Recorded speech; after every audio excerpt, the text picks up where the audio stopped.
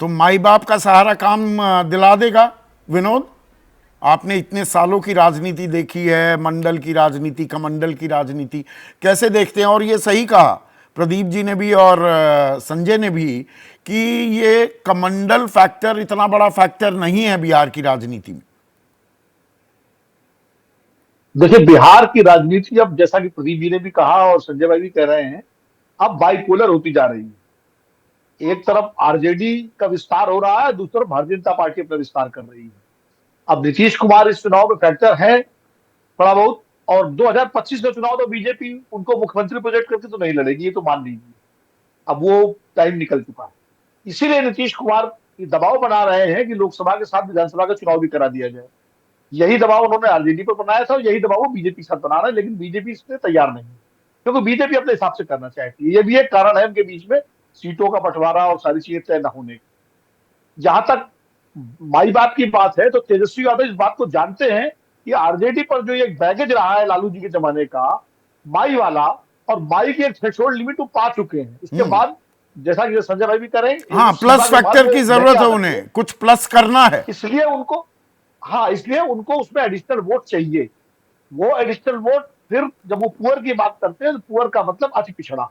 जब वो बहुजन की बात करते हैं तो उसमें दलित और माइनॉरिटी भी आता है, और माई तो उनका है ही, और आधी आबादी मतलब महिला और अगड़ों की बात कर रहे हैं। यानी एक तरह से वो समग्र नेतृत्व की बात कर रहे थे तेजस्वी। और बिहार को अब एक नया नेतृत्व चाहिए।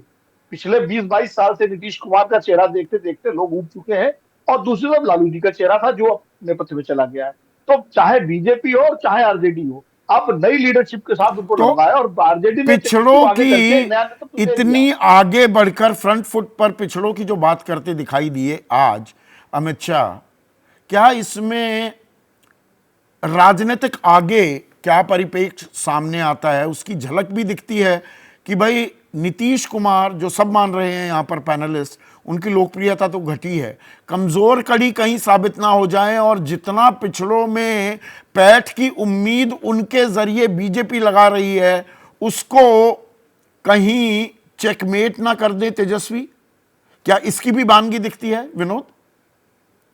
देखिए, नीतीश कुमार का जो जनाधार है वो है ईबीसी, जो उनकी यूएसपी रही है, जेडीयू का जनाधार। हाँ, और उस ईबीसी वोट बैंक में अब सेंध लगाने की कोशिश तेजस्वी यादव पूरी तरह कर रहे हैं। ये बात भारतीय जनता पार्टी समझ चुकी है, और इसीलिए जो आज अति पिछड़ा सम्मेलन जो किया है भारतीय जनता पार्टी ने, अमित शाह ने जो पिछड़ों की बात की, क्योंकि वो जानते हैं कि जो भाजपा और जेडीयू का ईबीसी वोट है, अगर उसका कुछ हिस्सा भी आरजेडी की तरफ खिसका तो उनके लिए नुकसानदेह होगा।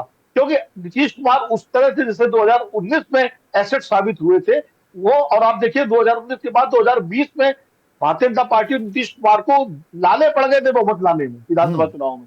नहीं, सबसे ज्यादा नुकसान पिछड़े वोट बैंक का किसी को हुआ एक साल के बीच। लोकसभा 2019 में 25% पिछड़ा जेडीयू के साथ थे, और 2020 विधानसभा में यह घटकर 15% हो गया। 10% ड्रॉप, छोटा मोटा ड्रॉप नहीं होता। 18% बढ़ गए थे तेजस्वी के लिए, यानी कि आरजेडी के लिए। निश्चित रूप से देखिए, आरजेडी जो अभी 1995 की हम लोग बात कर रहे थे कि पहली बार आरजेडी को वो आखिरी बार अभी तक बहुमत मिला था, उसमें खाली एमवाई नहीं था, उसमें बहुत बड़ी संख्या में अति पिछड़े थे। क्योंकि तब जनता दल का जो मंडल कार्ड था वो सबसे ज्यादा बिहार में सफल हुआ था। तब लालू यादव खाली यादव मुसलमान के नेता नहीं थे, तब वो पूरे पिछड़े समुदाय के नेता थे, जिसमें अति पिछड़ा भी था, मुसलमान भी था, और यादव तो था ही। तो वो इसीलिए पूर्ण बहुमत मिला था। तेजस्वी दोबारा उसी 1995 वाले समीकरण को बनाने की कोशिश कर रहे हैं। जैसे ही घड़ी का काटा दोपहर 2:30 पे आए, बबीता जी का दिल सास बहू साजिश के लिए मचल जाए।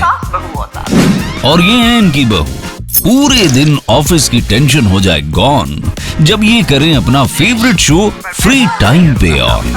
इनकी तरह आप भी देखें अपना फेवरेट शो अपने टाइम पर, और डाउनलोड कीजिए एबीपी लाइव ऐप अपने स्मार्ट टीवी पर।